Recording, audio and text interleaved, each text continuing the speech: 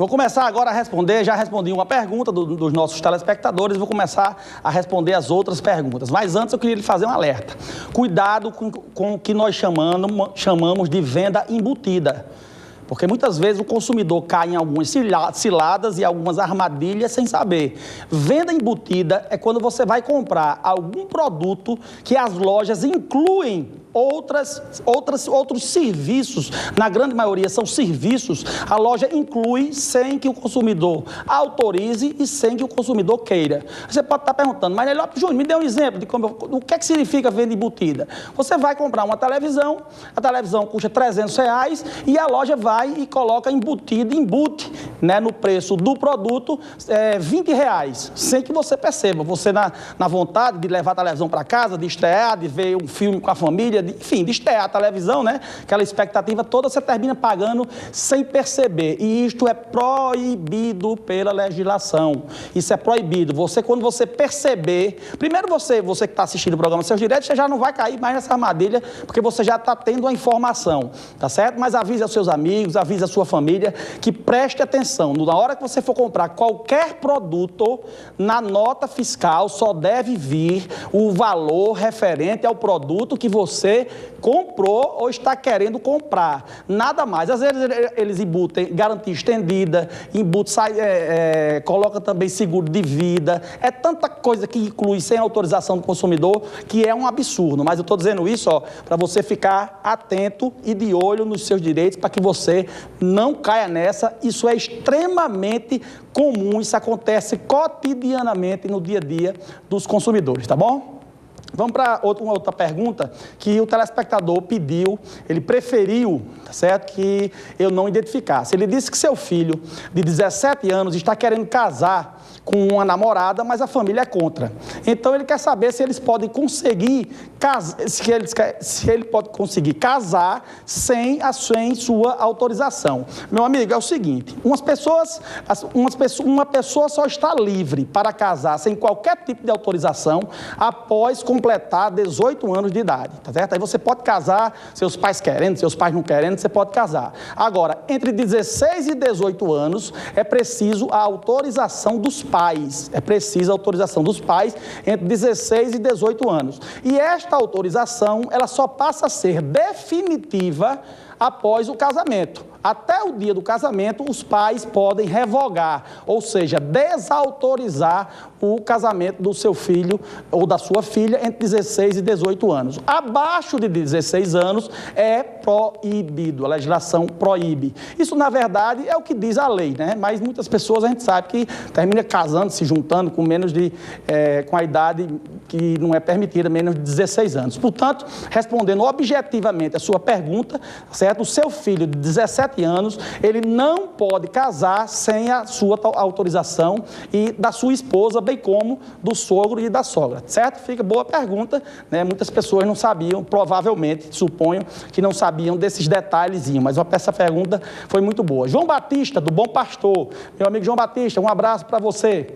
Ele diz o seguinte, que fez um financiamento para pagar em 48 meses, olha aí, a história do financiamento, tá vendo? Do consignado, sempre tem uma pergunta sobre isso. Bem, mas ele fez um financiamento para pagar em 48 meses e nesse meio tempo ele foi demitido do emprego e está desesperado sem saber o que fazer e me pergunta se tem alguma coisa, né, que possa salvá-lo, que possa protegê-lo. Tem sim, meu amigo João Batista. O Código de Defesa do Consumidor garante que você pode manter o equilíbrio financeiro para poder viver com tranquilidade.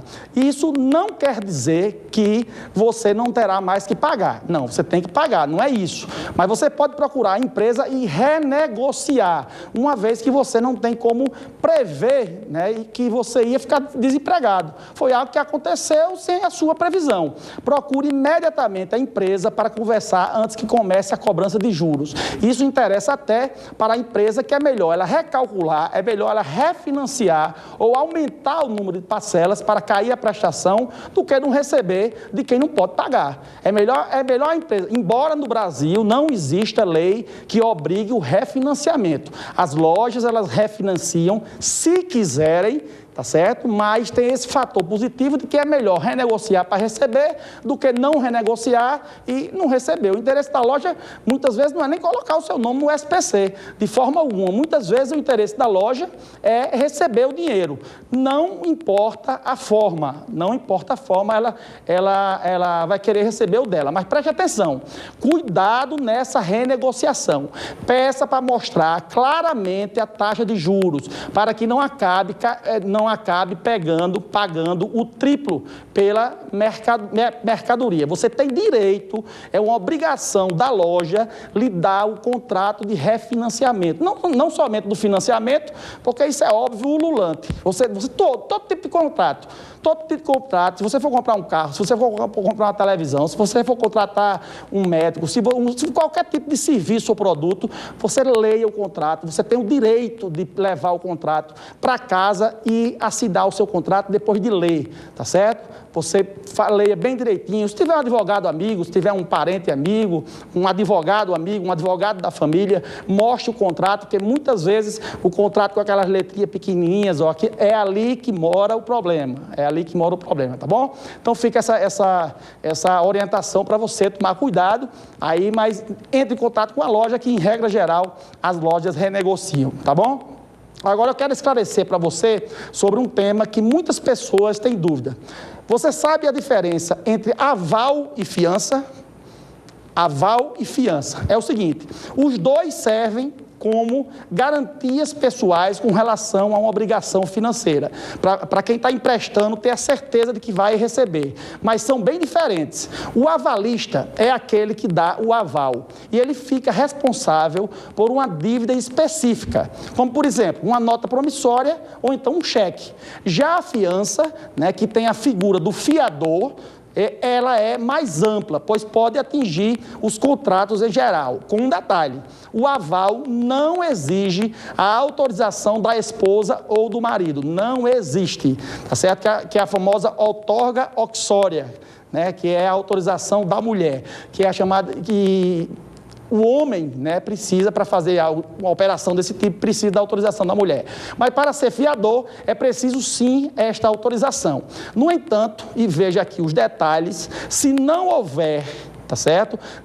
Se não houver essa autorização, não quer dizer que está tudo perdido. Apenas o fiador só terá disponível para responder pela dívida no montante, no valor que diz respeito aos bens que lhe couber interferir na parte do outro cônjuge, certo? Ele não entra naquilo, se ele vier a ser cobrado, ele não entra na parte da mulher que não autorizou, tá certo? Mas se os dois assinarem, aí sim entra tudo. O aval, ele se dá pela simples assinatura no título, já a fiança, né, aval e fiança, já a fiança, ela deve ser via um contrato escrito. E só mais uma coisa, no aval, o avalista e o devedor respondem pela dívida integralmente e a qualquer momento. O mesmo não ocorre na fiança, tá certo?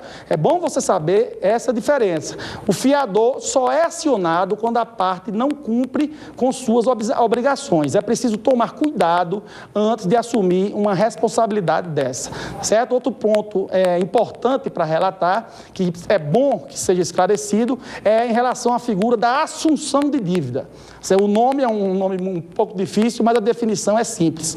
Assunção de dívida é quando uma pessoa assume a dívida de outra. Então, o devedor, ele deixa de ter a responsabilidade sobre a dívida que ele tinha e transferiu para outra pessoa, tá certo? Então, fica aí explicado a pergunta do nosso telespectador.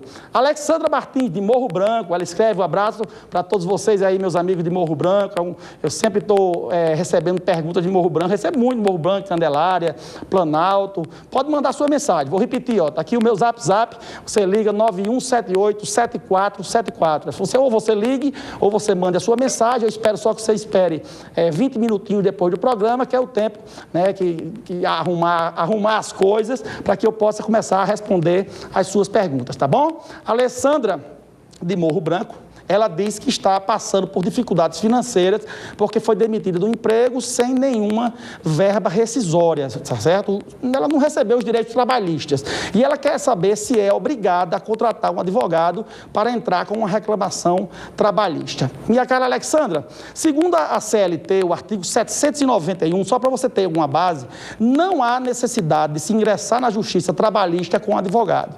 Você não precisa, o próprio tribunal disporá, oferecerá de efetivo, de advogados para isso, tá certo? Diz também a súmula é uma decisão que já foi tomada tantas vezes que ela termina ficando uma decisão sumulada, ela se transforma numa súmula. Então, a súmula 425, que diz o seguinte: o juiz postulante, que é o direito de postular, tá certo? O juiz postulante das partes, estabelecido no artigo 791, limita-se às varas do trabalho e aos tribunais regionais do trabalho, não alcançando a ação rescisória, tá bom? A ação cautelar, o mandado de segurança e os recursos de competência do Tribunal Superior do Trabalho, tá certo? Isso aí é o que contém, o que está dito na súmula do TST. Assim, algumas matérias, tá certo? Direcionadas logo para o TRT e TST exigem advogados.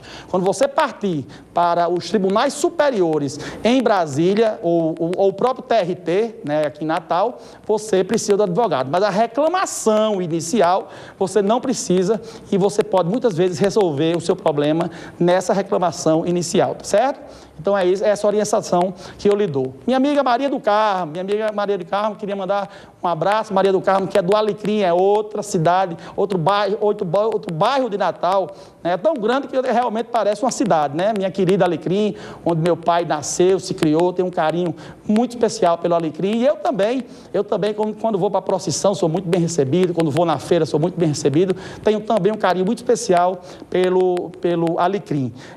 Maria do Carmo, ela diz que trabalha numa função na empresa e que tem mais quatro homens. Todos nós realizamos o mesmo trabalho. Contudo, eles ganham mais do que eu. Eu posso reivindicar os meus direitos? Dona Maria do Carmo, a senhora tanto pode como deve. Segundo a Constituição Federal, todos são iguais perante a lei, não devendo se diferenciar homens e mulheres, tá certo? E para complementar, o artigo 373 da Constituição Federal diz que são direitos dos trabalhadores a proibição de diferença de salários, de exercício, de funções e de critérios de admissão por motivo de sexo, idade, cor ou estado civil. É proibido.